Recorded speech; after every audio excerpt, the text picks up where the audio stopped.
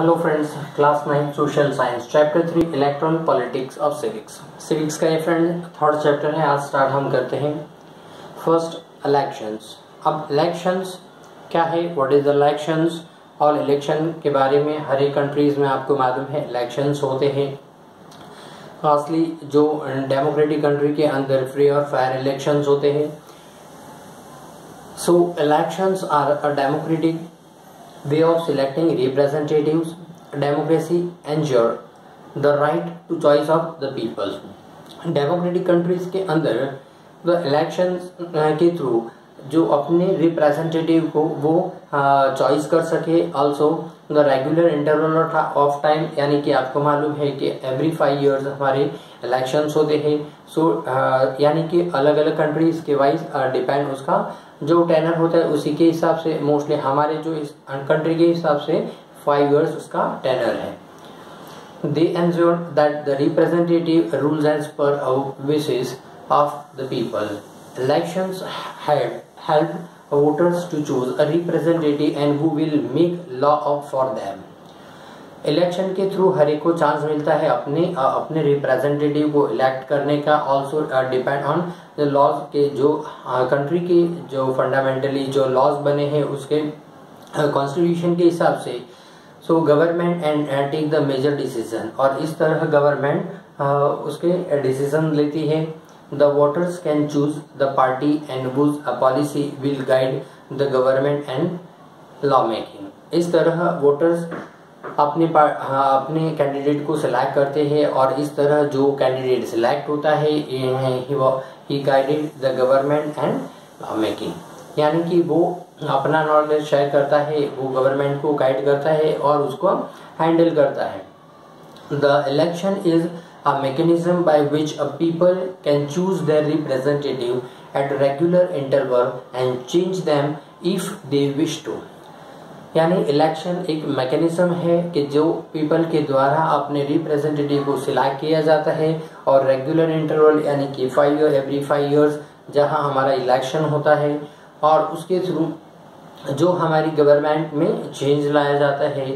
यानी ऑल्सो कभी कभी मिड में भी इलेक्शन करने पड़ते हैं, यानी कभी कभी कोई कैंडिडेट पे एलिगेशन होता है तभी जाके उस वहाँ पे अगेन भी इलेक्शन हो सकता है।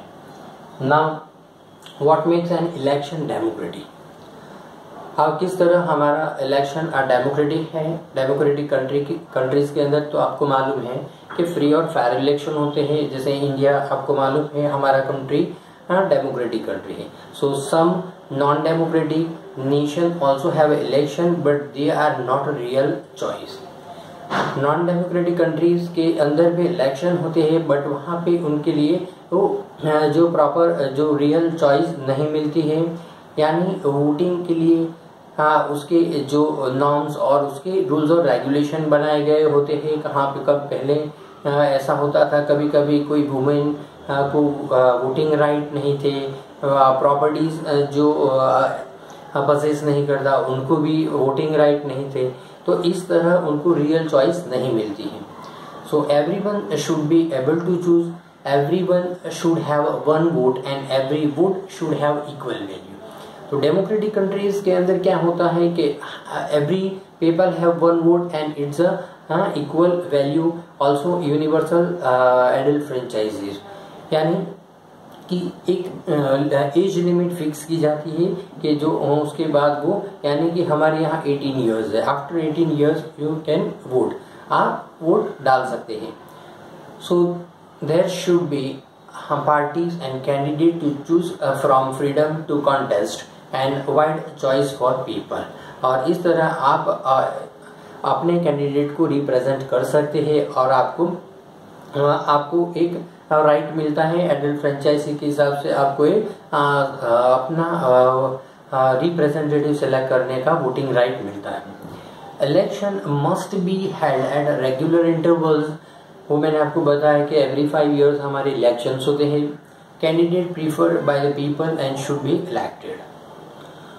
Also election should be held in a fair and free atmosphere to be democratic country. Democratic country के अंदर देखो आपको फ्री और फेयर इलेक्शन होते हैं, कोई पार्शियलिटी नहीं होती है, किसी के ऊपर प्रेशराइज नहीं होता है, no any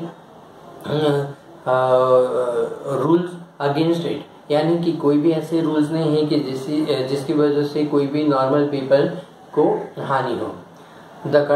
this condition are not followed in many social called democratic nation. तो ये जो कंडीशन इन हर एक कंट्रीज के अंदर ऐसा ज़रूरी नहीं है, ये डेमोक्रेटिक कंट्रीज के अंदर ये खास देखने को मिलता है कि जहाँ फ्री और फेयर इलेक्शन होते हैं।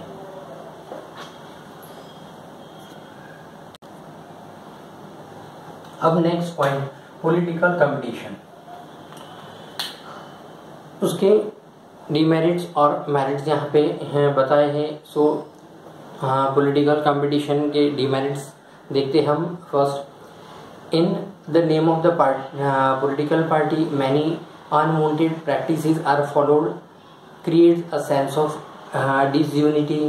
Parties level allegation against each other of using the dirty tricks to win the elections. Long-term and sensible policy cannot be formulated. Also, good people do not enter this politics. यानी कि अच्छे और भले लोगों को politics के अंदर enter नहीं होने देते हैं, और वो अपनी जो बैड ट्रिक्स यूज़ कर वो इलेक्शन विन कर लेते हैं। Also create a sense of disunity, इस तरह वो लोग अपनी एक यूनिटी फॉर्म कर लेते हैं।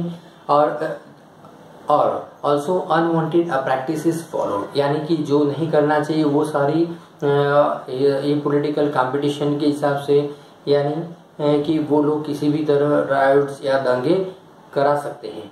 तो ये सारी गंदी ट्रिक्स कर वो अपना इलेक्शन विन करते हैं।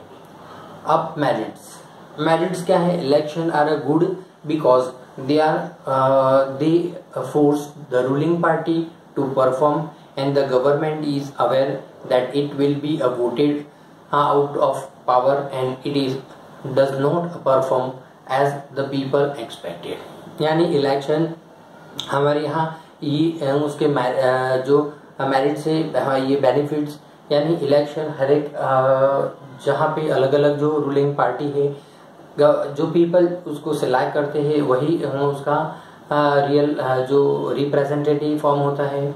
ऑल्सो जो वोटिंग राइट हर एक को दिए जाते हैं और इसके हिसाब से उसका सिलेक्शन होता है। ऑल्सो गवर्नमेंट को वो एक मेजोरिटी फॉर्म में होने की वजह से वो अपनी गवर्नमेंट फॉर्म करता है।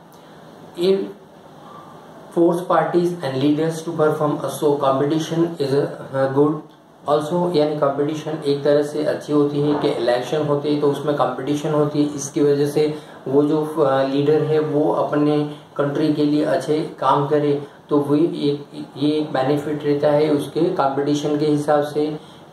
पॉलिटिक्स कंपटीशन में cause division and some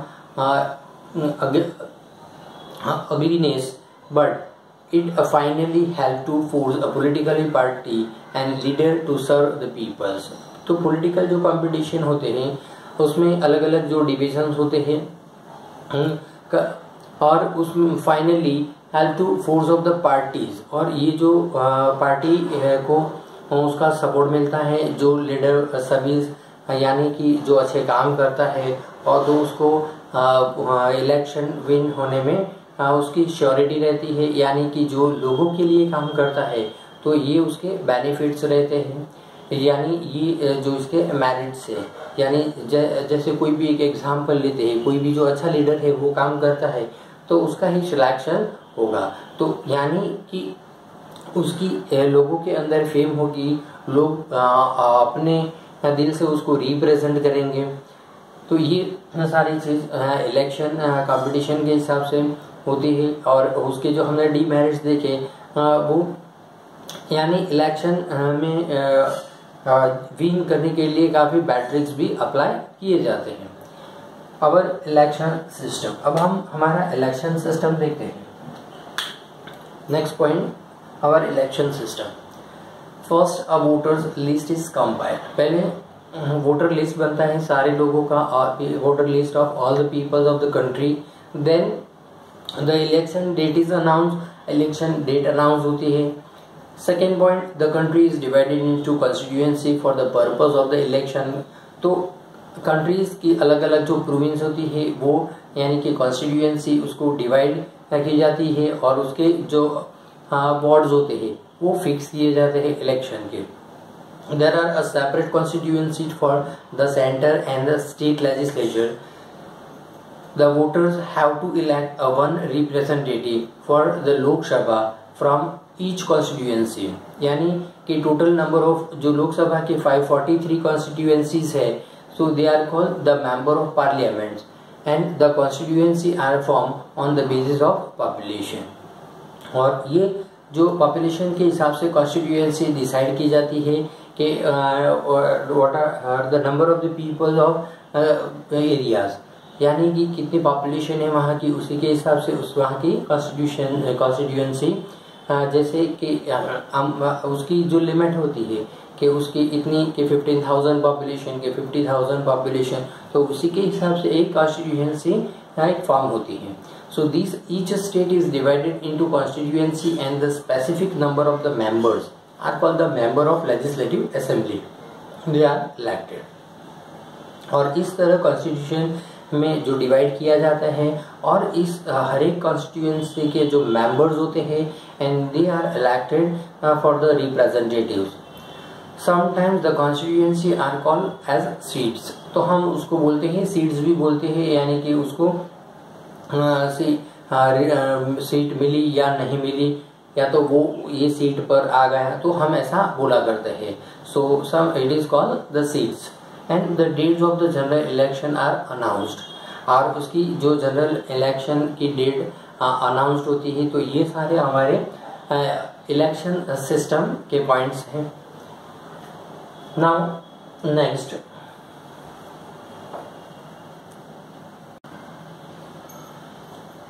now reserve constituency,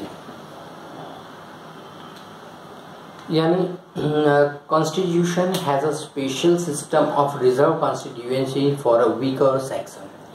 तो हमारे गवर्नमेंट ने हमारा जब कॉन्स्टिट्यूशन फॉर्म हुआ तो उसके अंदर जो वीकर सेक्शन वाले यानी कि शेड्यूल कास्ट वाले हैं, शेड्यूल ट्राइब्स वाले हैं, तो उनके लिए एक रिजर्व सीट फॉर्म की गई। तो ये constituency are kept reserved for scheduled caste 84 seats and the scheduled tribes for 47 seats. So at the local and district level the reservation system is extended to other weaker section like women or OBC। और इस तरह local जो district के अंदर women के लिए भी, OBC other backward class के लिए भी काफ़ी सीट्स फिक्स की गई है। तो ये हमारी ये रिजर्व कॉन्स्टिट्यूएंसी है। तो हमारे कंट्री के अंदर हमारे जो कॉन्स्टिट्यूशन में जो डिसाइड हुआ उसी के हिसाब से, यानी वीकर सेक्शन को अपर लाने के लिए ये सारे उनके लिए ये रिजर्व सीट फॉर्म की गई, उनको हेल्प मिले इसीलिए ये सारे रिजर्व सीट किए गए हैं, यानी कि हमारे कंट्री के अंदर इक्वालिटी आए। नाउ इलेक्शन कैंपेन,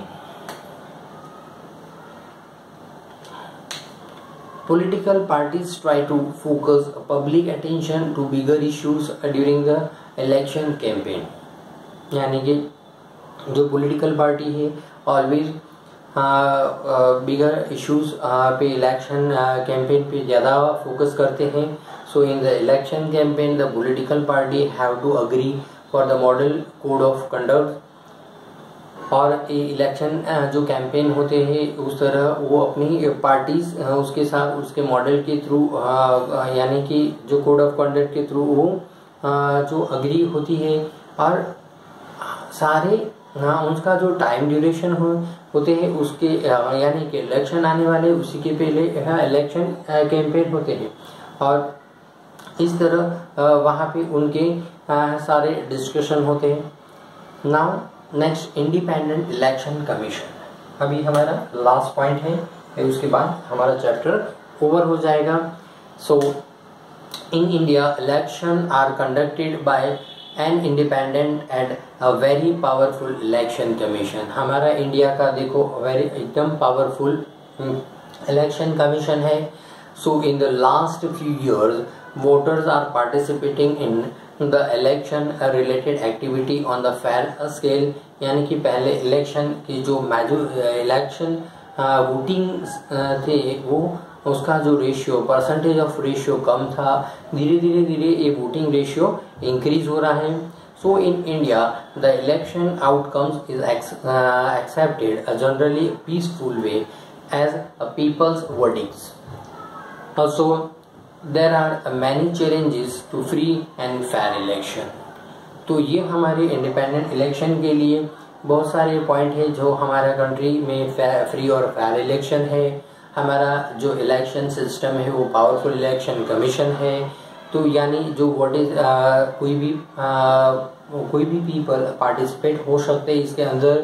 हमारा जो election outcome accepted generally peacefully, हमारे यहाँ इलेक्शन होता है एकदम पीसफुली होता है, नो एनी वायोलेशन, यानी इस तरह हमारा इलेक्शन कमीशन है और हमारा इलेक्शन होता है। फ्रेंड्स यहाँ पे हमारा चैप्टर फिनिश होता है। So subscribe my channel and share more student.